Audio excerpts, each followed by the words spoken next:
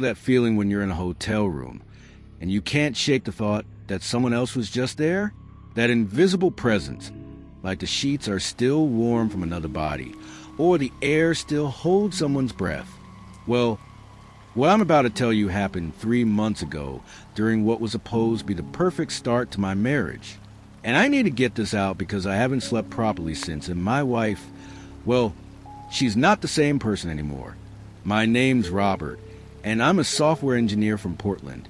Pretty normal guy, you know? I work remote, love hiking, terrible at cooking. Last October, I married Sarah, who's a graphic designer, and way too good for me, honestly.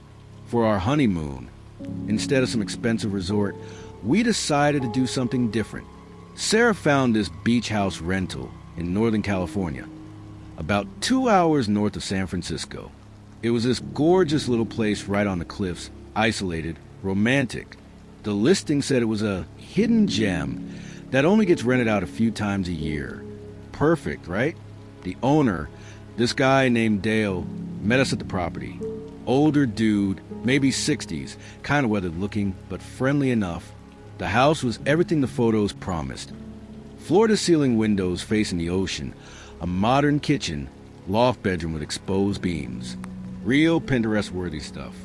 Dale walked us through everything. Only one way in and out, he said, jingling this heavy brass key. Original lock from when the house was built in the 70s.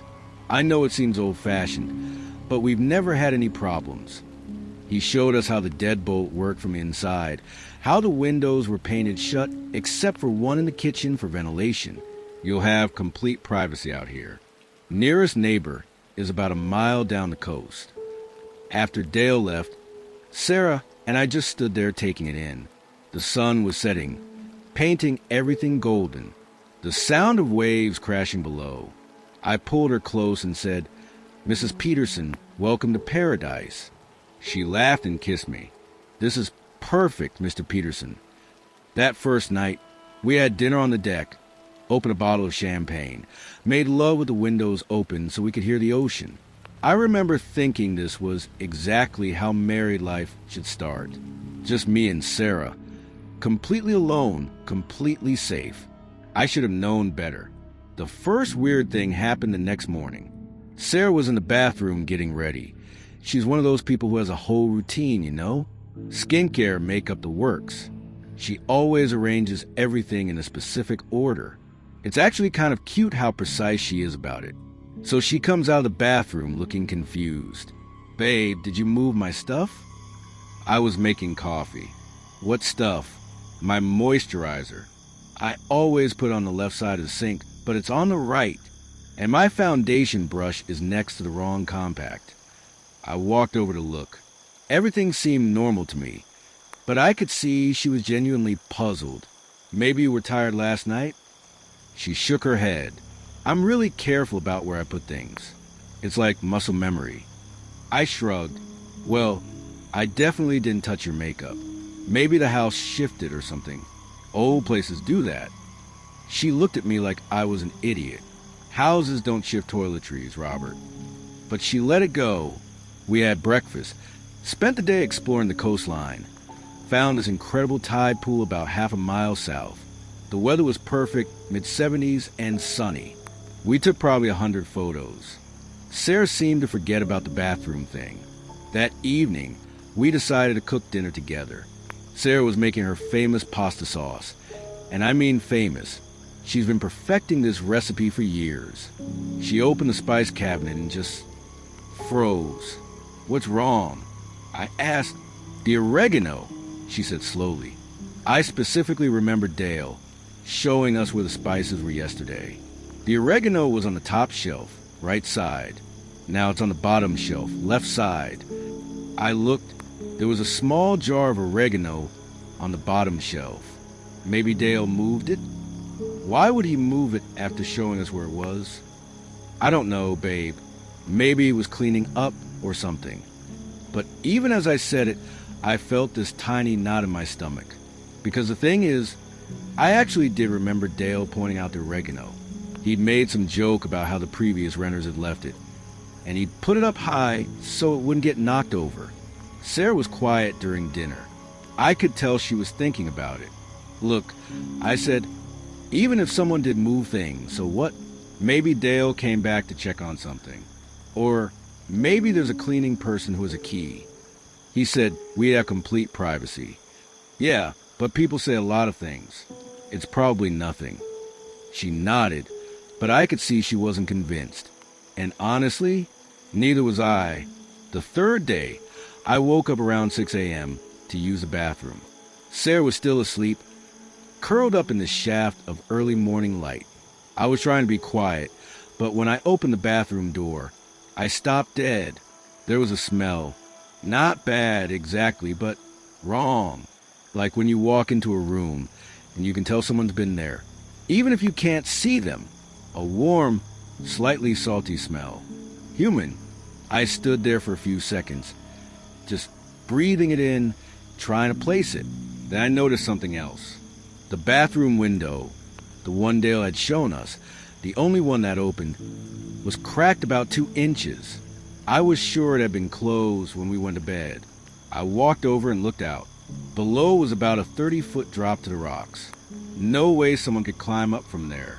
But the window was definitely open. I closed it and went back to bed, but I couldn't shake the feeling.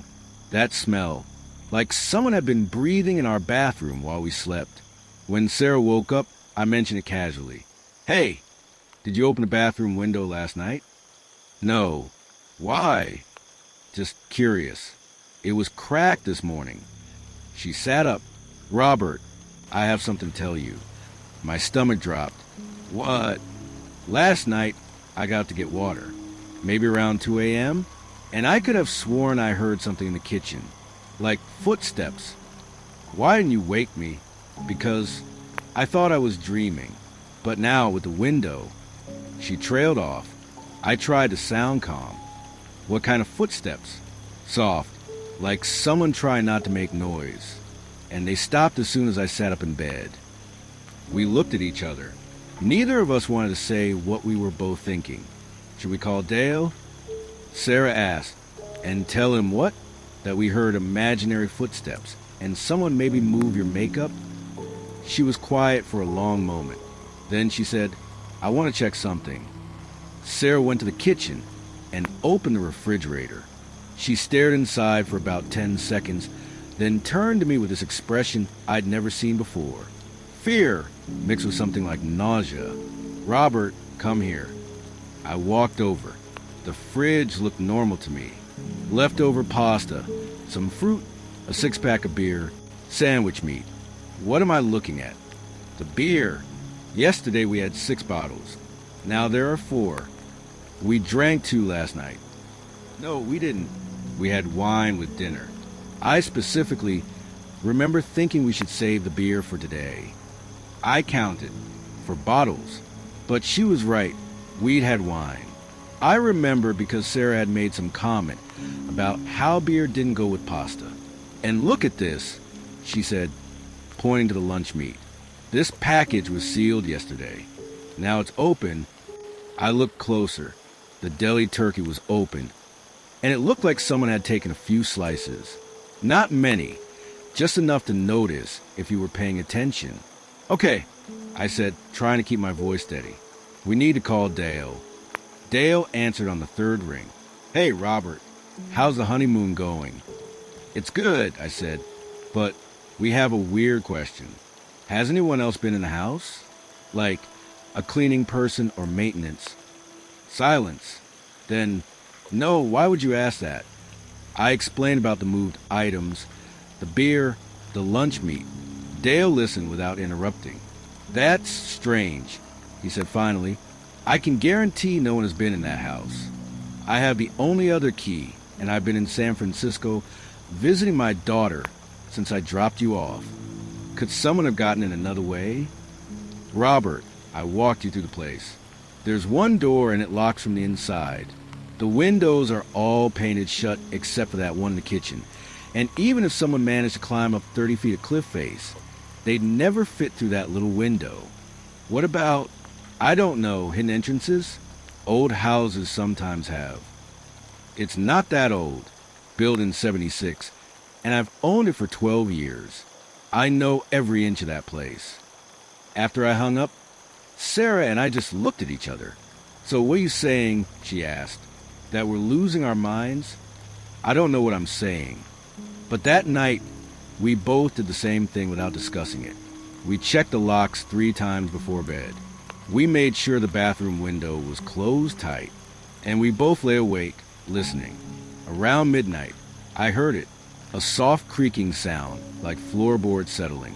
But it wasn't random. It had a rhythm, like footsteps, but careful ones, moving from the kitchen toward the living room. I felt Sarah's hand grip my arm. She heard it too. The sound stopped directly below our loft bedroom. We waited, barely breathing, for maybe 5 minutes. Then we heard something that made my blood go cold. A soft thud, like someone had jumped down from a height. Then nothing. I wanted to get up and investigate, but my body wouldn't move. I just lay there, holding Sarah's hand, both of us pretending to sleep while we listened to our own heartbeats. In the morning, we found a single wet footprint on the kitchen floor. Barefoot, and definitely not either of ours. "We're leaving," Sarah said. "Right now." I wanted to argue, but looking at that footprint, small, narrow, with clearly defined toes, I felt something I hadn't experienced since I was a kid. Pure animal fear. "Wait," I said.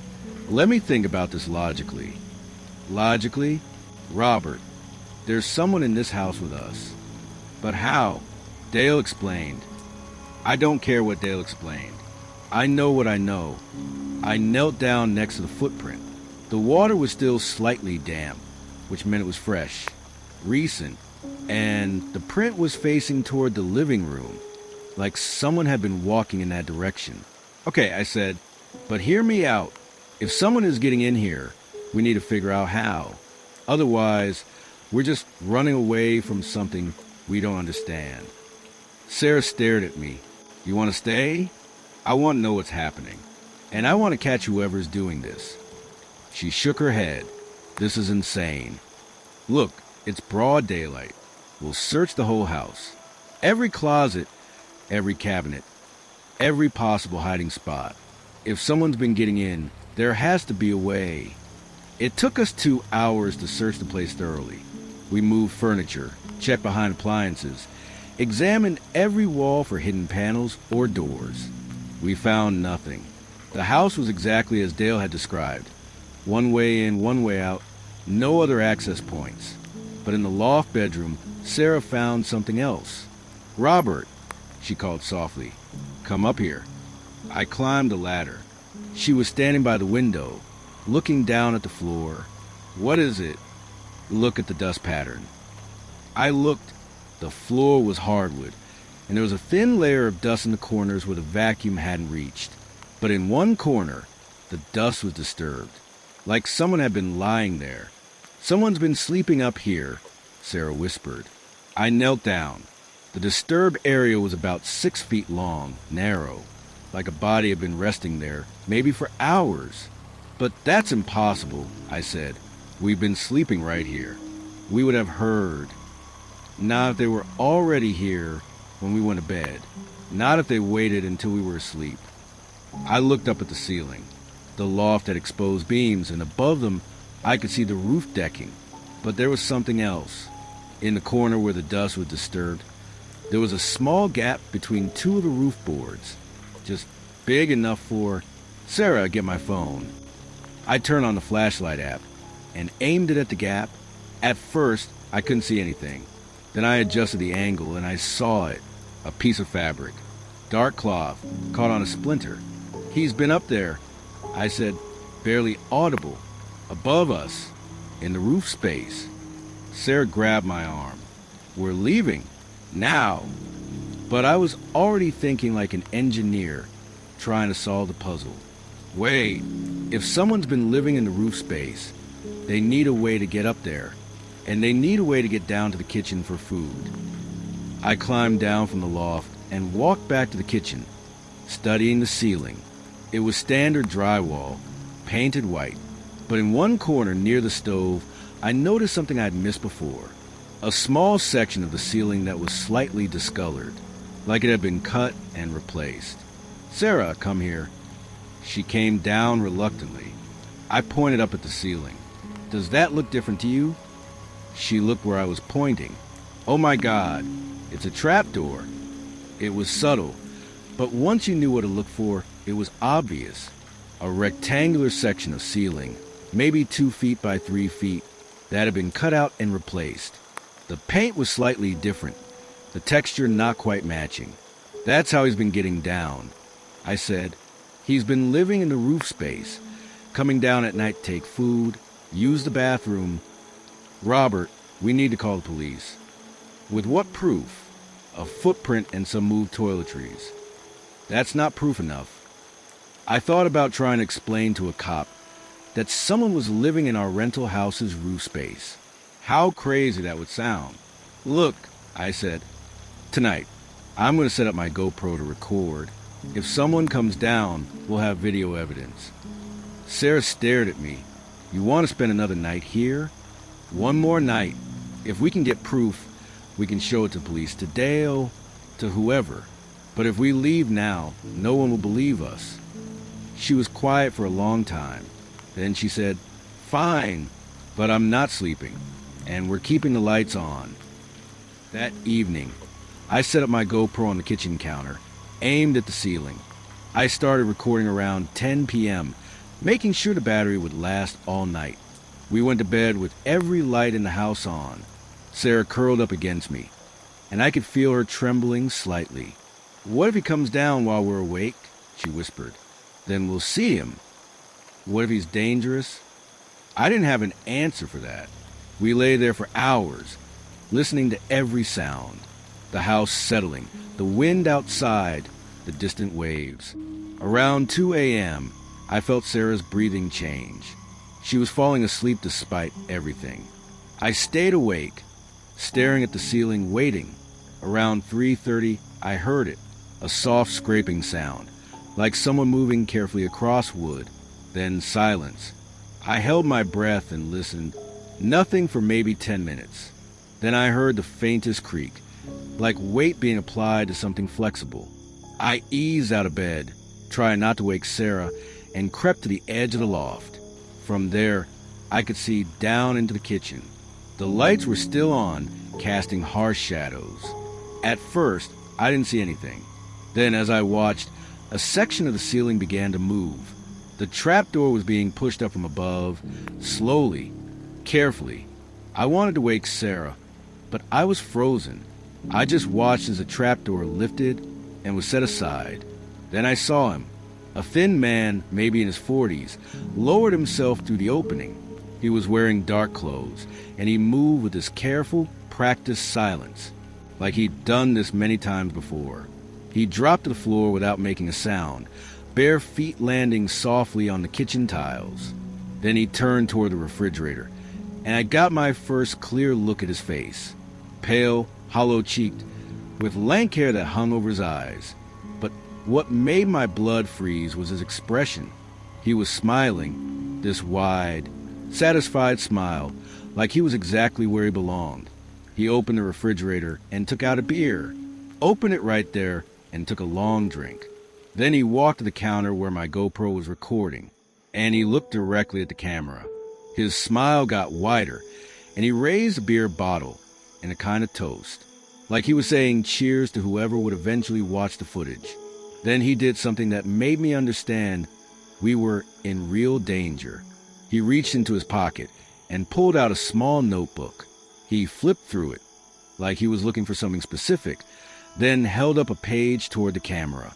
Even from the loft, I could see it was covered in handwriting. Notes, like he'd been documenting us. Our routines, our habits, our conversations. He'd been watching us the whole time.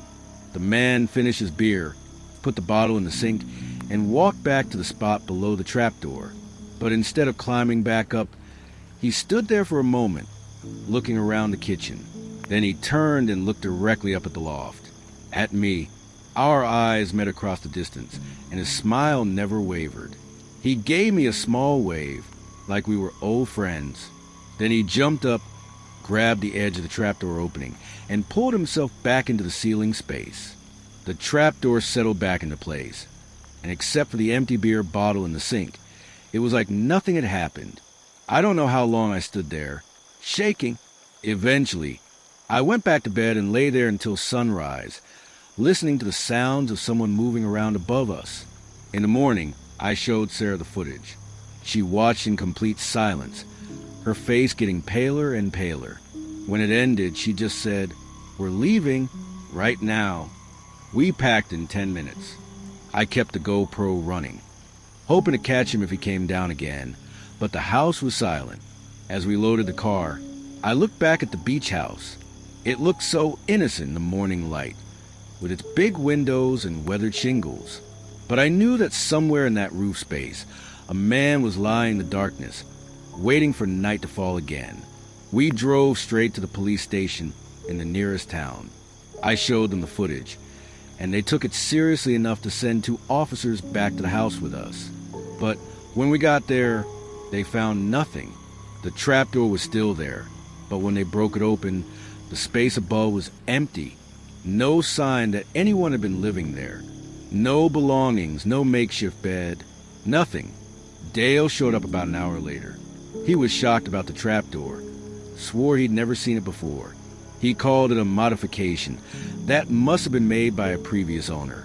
The police took our statement, kept a copy of the video, and said they'd patrol the area. But I could tell they thought we were just spook city people who'd let their imaginations run wild. We never went back to the house. Dale refunded our money without argument, said he was going to have the whole place inspected and renovated. But that's not the end of the story. 2 weeks later, I got a call from a number I didn't recognize. When I answered, there was silence for a few seconds. Then I heard breathing, slow, deliberate breathing. "Robert?" The voice was soft, almost friendly. "I hope you and Sarah are settling in well back home." I hung up immediately and called the police. They said there was nothing they could do about a phone call with no threats made. A week after that, Sarah was checking her social media and found a friend request from someone named David Miller. No profile picture, no mutual friends. When she clicked on his name, his profile was mostly empty, but there was one photo. It was a picture of our house. Our actual house, back in Portland. Taken from across the street at night, with our bedroom window clearly visible. We changed our locks, installed a security system, even stayed in a hotel for a few nights. But the calls kept coming. Never any words, just breathing. Sometimes in the middle of the night, sometimes during the day. The police said without an actual threat, there was nothing they could do. The calls came from different numbers, always untraceable burner phones. And sometimes when I come home from work, I get this feeling like someone has been in our house. Nothing missing, nothing obviously disturbed, but that same feeling I had in the beach house. That warm, human presence. Sarah started sleeping with the lights on again. She checks the locks obsessively, and she's installed motion sensors in every room. But I know what she's really afraid of, because I'm afraid of it too. We're afraid that one night we'll wake up and find a new trapdoor in our ceiling. We're afraid that he's not just calling us, he's coming for us. Because the thing is, we never found out how long he'd been living in that beach house. Dale said he'd owned it for 12 years, but the property records showed it had been sold several times before that. How many renters had stayed there, never knowing they were being watched? How many families had he studied, learned about, followed home? And now that he knows us, knows our routines, our habits, our fears, what's stopping him from finding a way into our house? What's stopping him from cutting a hole in our ceiling and waiting up there in the dark, watching us sleep? Last night, I heard scratching sounds coming from above our bedroom. Sarah heard them too. We called the police, but by the time they arrived, the sounds had stopped. The officer looked around our attic and said it was probably just mice. But I know better. I know that somewhere up there in the space between our ceiling and our roof, someone is making himself comfortable. Someone who knows our routines, our work schedules, our sleep patterns. Someone who's been planning this for 3 months.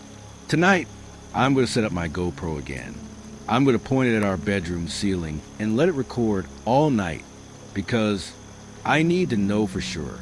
And if I'm right, if there really is someone up there, then this won't be the last time you hear from me. Because the worst part isn't that he was already inside that beach house. The worst part is that I'm starting to think he's already inside ours.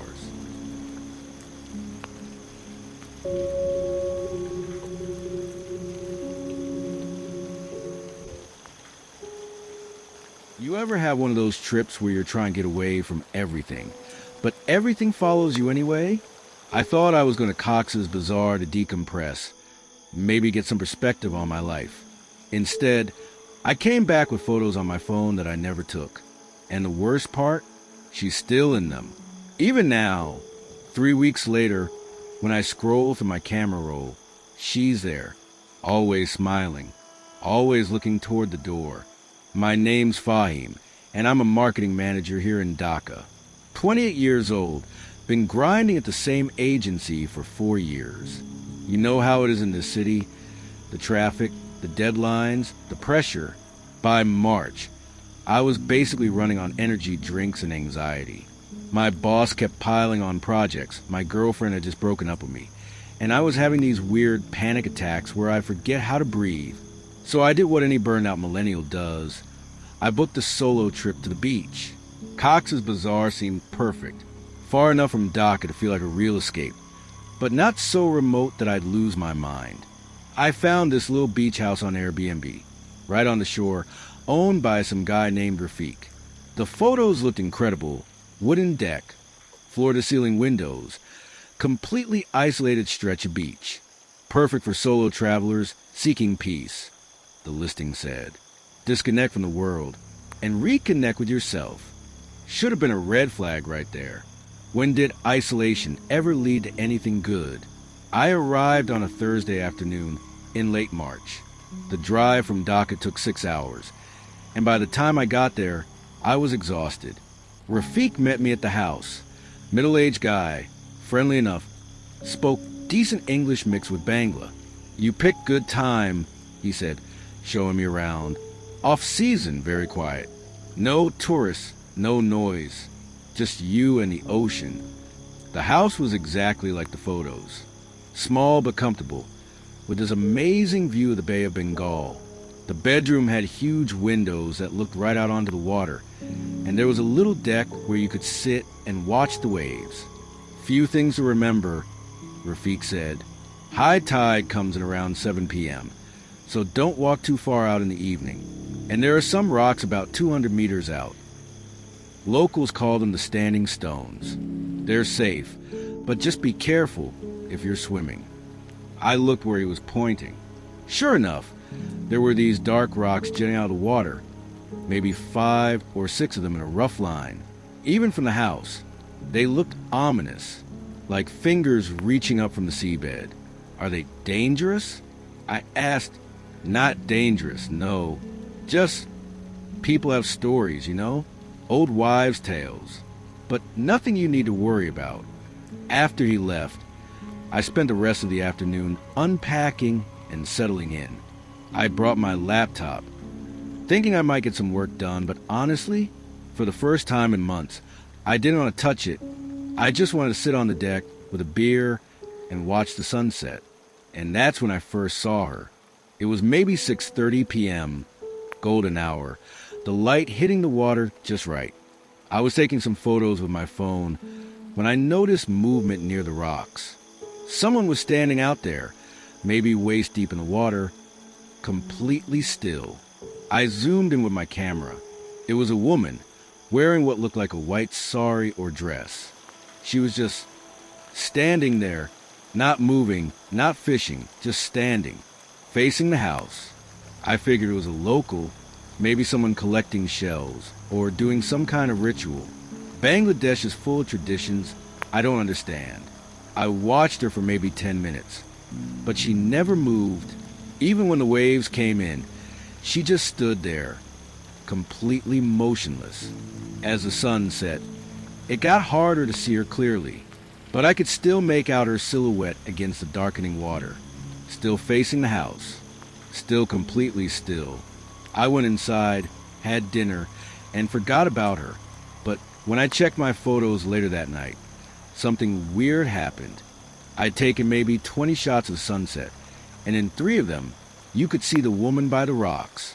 But in the others, she wasn't there, like she just disappeared and reappeared. I chalked it up to the waves or the lighting. Maybe she'd been moving and I just hadn't noticed. But looking at those photos, I got this strange feeling, like she was posing for me. The next morning, I walked down to the beach early. The tide was low, so I could walk pretty far out toward the rocks. I wanted to see where exactly the woman had been standing. The rocks were bigger than they'd looked from the house. Dark, jagged things covered in barnacles and seaweed. The water around them was deeper than I'd expected.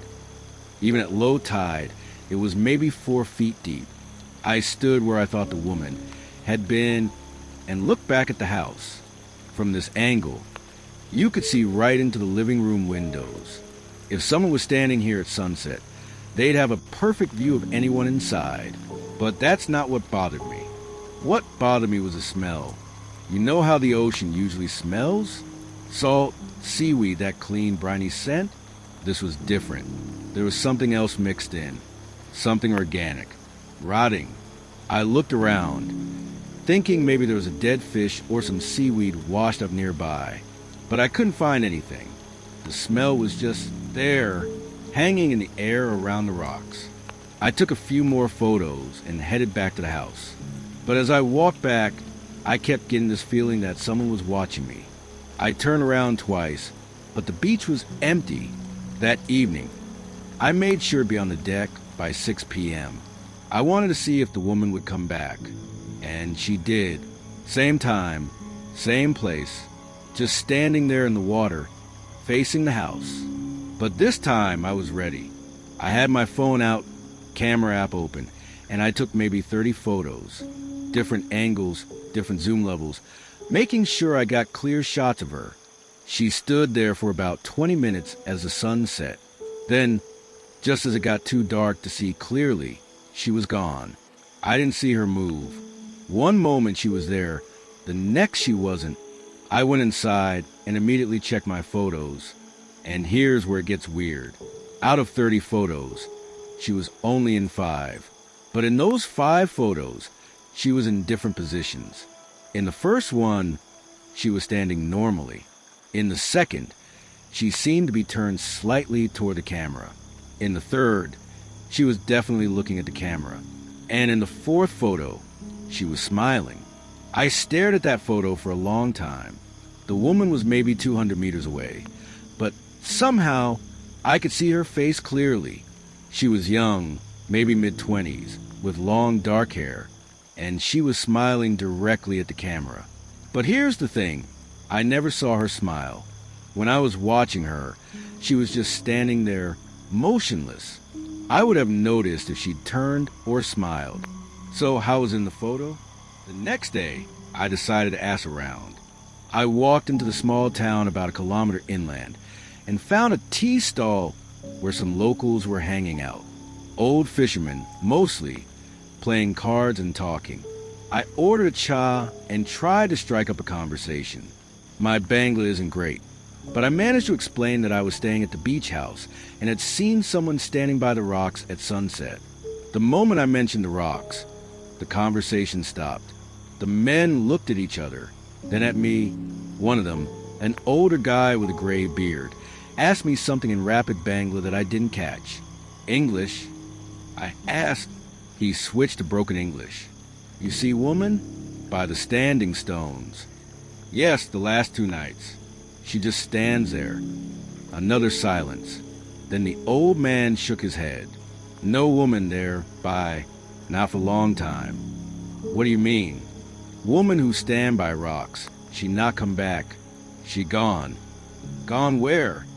The men exchanged looks again.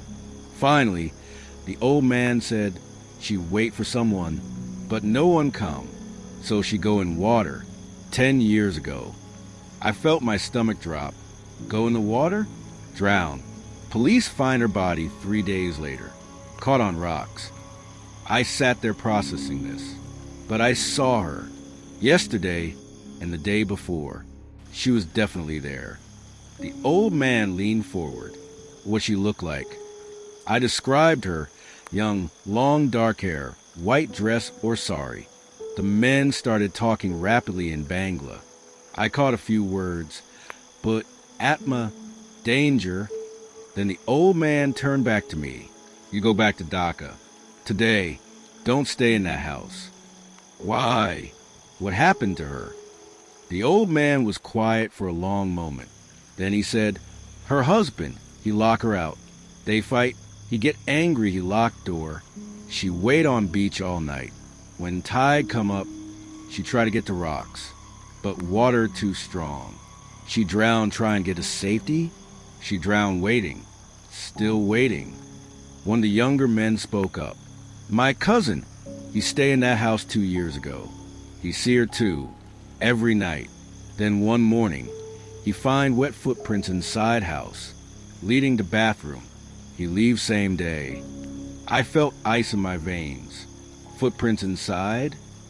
She looking for way in. She waits so long outside, now she won't come inside. I should have left right then. Should have packed up and driven back to Dhaka. But I'm stubborn, and honestly, part of me didn't believe them. Maybe it was just local folklore, stories they told to scare tourists. So I went back to the house. But I wasn't taking any chances. I checked every door, every window, made sure everything was locked tight. I even pushed a chair against the front door. That evening, I watched from inside. I stood at the living room window and waited. She appeared right on schedule. Same place, same posture. But this time, I had binoculars. I could see her clearly. She was beautiful, young, with delicate features and long hair that moved with the wind. She wore a white sari that seemed to glow in the sunset light, and she was staring directly at the house. Directly at me. I raised my phone to take a photo, and I swear she nodded. Just a small movement, but I saw it, like she was giving me permission. I took the photo. Then another. But when I looked at the screen, my blood went cold. She wasn't by the rocks anymore. She was closer, much closer, standing in the shallow water, maybe 50 meters from the house. I looked up from my phone. She was still by the rocks. I looked back at the photo. She was near the shore. I took another photo. This time, she was on the beach, just standing there in the sand, maybe 20 meters from the deck. I looked up, still by the rocks. My hand was shaking as I took one more photo. This time, she was on the deck, standing right outside the living room window, looking in. I dropped my phone and stumbled backward. When I looked outside, she was back by the rocks. But in the photo, she was inches away from the glass. And she was smiling. I spent that night barricaded in the bedroom, every light on, checking the locks over and over. I didn't sleep. Every sound, every creak of the house settling made me jump. Around 3 a.m., I heard something that made my skin crawl. A soft tapping on glass. Gentle, rhythmic, like someone politely knocking on a window. I followed the sound to the kitchen. The small window above the sink was fogged up, but I could see the outline of a hand press against it from the outside. The tapping continued. I grabbed a flashlight and shined it through the window. Nothing, just darkness and the sound of waves. But when I looked at the window again, there was something written in the condensation. 2 words, traced by a finger from the outside. Let in. I backed away from the window and ran to check all the doors. Everything was still locked. But as I stood in the living room, I noticed something else. Wet footprints on the floor. Small bare feet. They led from the front door to the middle of the room, then stopped, like someone had walked in, stood there for a moment, then vanished. I followed the trail with my flashlight. The footprints were fresh, still damp. They led to the exact spot where I'd been standing when I took the photos. I looked at my phone. The photos were still there, But now there was a new one I didn't remember taking. It was a selfie, my face in the foreground, smiling at the camera. And behind me, barely visible in the background, a woman in white standing in the corner of the room. She was inside the house. I ran. I grabbed my keys, my wallet, left everything else, and ran to my car. I drove through the night, 6 hours straight back to Dhaka, stopping only for gas. But it didn't matter. When I got home and finally worked up the courage to check my phone, there were more photos I didn't take, photos of my apartment, my bedroom, my bathroom, and in every single one, she was there, standing in doorways, reflected in mirrors, always looking toward the camera, always smiling. That was 3 weeks ago. I've had the phone looked at by technicians. Thinking maybe it was hacked or corrupted, they found nothing wrong. I've taken it to imams, to pundits, to anyone who might understand what's happening. No one has answers, but the photos keep appearing. New ones every day. She's not just in my apartment anymore. She's in the elevator of my building, in the parking garage, in the lobby of my office, always in the background, always watching. And yesterday, I found something that made me realize this isn't going to stop. I was scrolling through my photos, trying to delete all the ones with her in them. But as I deleted each one, a new one appeared. And in the newest photo, she wasn't in the background anymore. She was in the foreground, standing right in front of the camera, her face filling the frame, and she was mouthing something. I couldn't hear her, obviously, but I could read her lips. Coming home. I don't know what that means. I don't know if she's talking about the beach house or my apartment or something else entirely, but I know she's getting closer. The locals said she was waiting for someone, that she drowned because she was locked out, couldn't get inside to safety. I think I know what she's waiting for now. She's waiting for someone to let her in, and I'm starting to think that someone is me. Last night, I heard tapping on my apartment window. Same rhythm, same gentle persistence. When I looked outside, there was nothing there. But when I checked my phone this morning, there was a new photo. She was standing in my bedroom, right next to my bed. And on the window, written in condensation, were those same 2 words. Let in. I'm telling you this because I need someone to know what happened, in case something happens to me. In case I do something stupid, like open a door I shouldn't open, or let someone in who shouldn't be let in. Because the thing is, I'm starting to feel sorry for her. She's been waiting for 10 years. 10 years of standing by those rocks, watching, hoping someone would help her. And maybe she just wants to come inside where it's warm, where it's safe. Maybe she just wants to stop waiting. The tapping is getting louder every night, and I'm getting tired of running, tired of being afraid. Maybe tonight, I'll see what happens if I just let her in.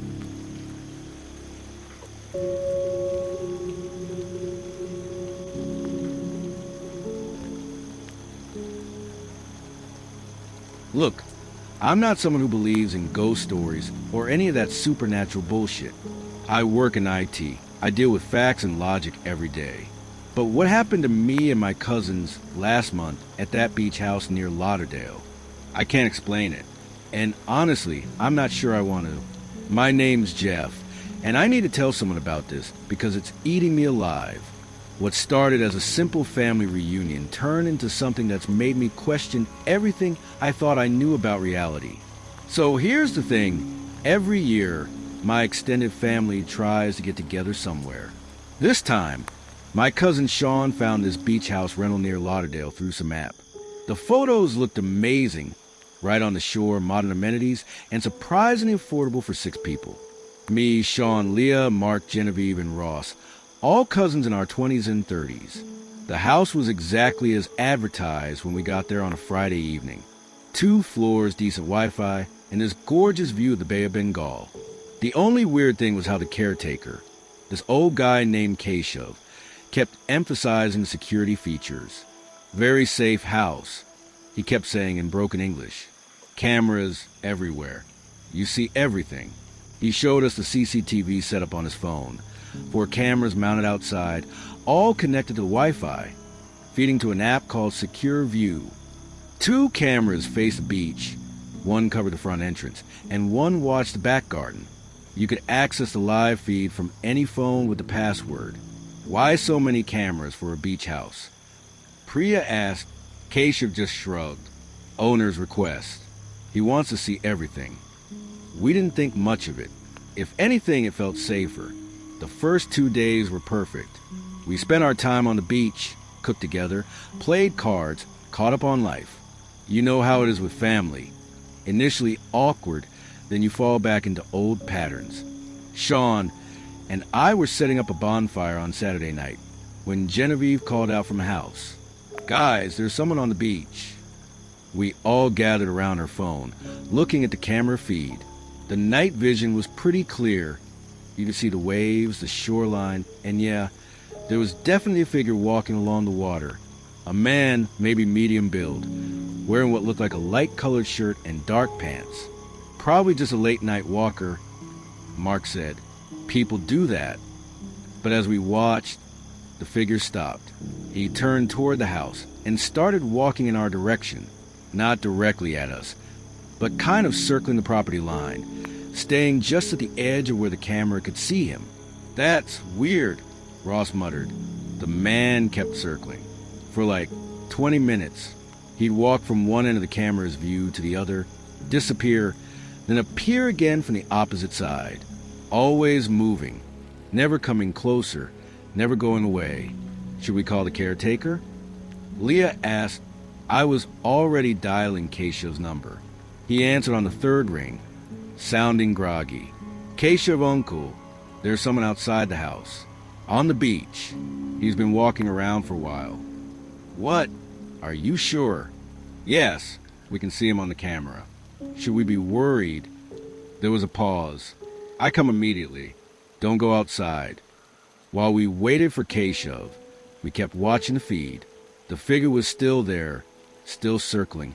But something felt different about his movements now.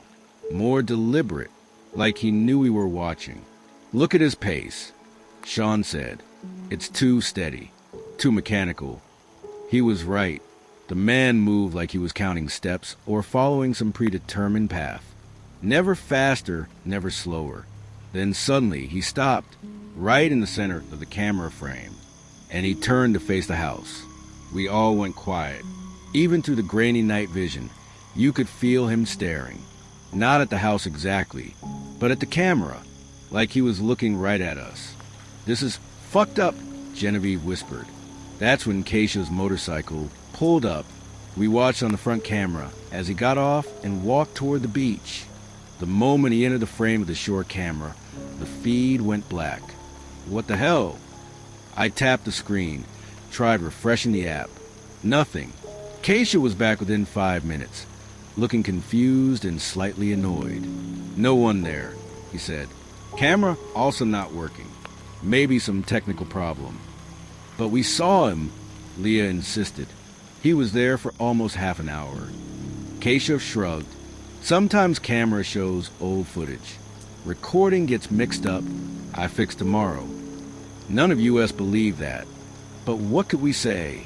We'd seen what we'd seen. The next morning, Keshav came back with some equipment to check the cameras. The feed was working again, showing normal beach views. But I couldn't shake the feeling that something was off. Uncle, can we check yesterday's recordings? I asked. Yes, I download for you. He transferred the files to a USB drive. Most of them were corrupted, just gray static or error messages. But there was one file from the night before, time-stamped 11:47 p.m. We waited until Keshav left, then gathered around my laptop to watch. The first few minutes were normal beach footage. Then the figure appeared, exactly as we'd seen on the live feed. But watching it recorded, we could see details we'd missed. Pause it, Sean said suddenly. I froze the frame. The man was in profile, and even through the night vision, his clothes were clearly visible. Light blue shirt, dark blue jeans. Does that look familiar to anyone? Sean asked quietly. We all stared at the screen. There was something about the outfit, the way he moved. "Play again," Genevieve said. I restarted the clip. This time, we watched more carefully. The man's circling pattern, the way he held his shoulders, even his height compared to the camera angle. Then came the moment where he stopped and turned toward the camera. The image quality suddenly improved, like the camera had autofocused, and we could see his face. My blood went cold. That's impossible," Leah whispered. The man staring at the camera, not blinking, not moving, had the exact same face as our cousin Jeff. Not me, the other Jeff, the one who drowned at this exact beach 7 years ago. That's when Sean said something that made everything worse. "Guys, I need to tell you something about that night. About Jefta." We all turned to him. His girlfriend. She lied about what happened. I know, because Jefta called me that night, around 11:30. He was scared. Said someone was following him on the beach. A man in dark clothes who kept circling around them, staying just far enough away that they couldn't see his face clearly. My hand started shaking. He said the man had been doing for hours, just walking in circles around them, getting closer and closer. The last thing he told me was that the man had stopped and was staring at them. Then the line went dead. We sat in complete silence, the weight of what Sean had just revealed sinking in. So what we saw last night, Leah started, was exactly what happened to Jefta 7 years ago. I finished. I looked back at the screen. The figure was still there, still smiling, still staring. But now I noticed something else. In the timestamp, the seconds weren't moving. The entire clip was frozen at 11:47 and 23 seconds p.m. I checked the file properties. The clip was only supposed to be 30 seconds long, but we'd been watching it for almost 10 minutes. "We need to leave," I said. "Right now." We packed up within an hour and drove back to Kolkata that same day. None of us talked about what we'd seen. We haven't talked about it since. But here's the thing that keeps me awake at night. Before we left, I checked the camera app one more time. The live feed was working normally, showing the empty beach in daylight. Except in the corner of the screen, barely visible, there was a figure standing at the water's edge. Same clothes, same posture, same unblinking stare. And this time, he was waving. I deleted the app immediately. Blocked Keshav's number. Told myself it was all some elaborate prank or technical glitch. But sometimes late at night, I still get notifications on my phone. Messages from the Secure View app that I know I uninstalled. Always the same timestamp. 11:47 and 23 seconds p.m. I never open them. I'm too afraid of what I might see. Because deep down, I know that whatever was circling that beach house wasn't trying to get in. It was trying to show us that some people never really leave.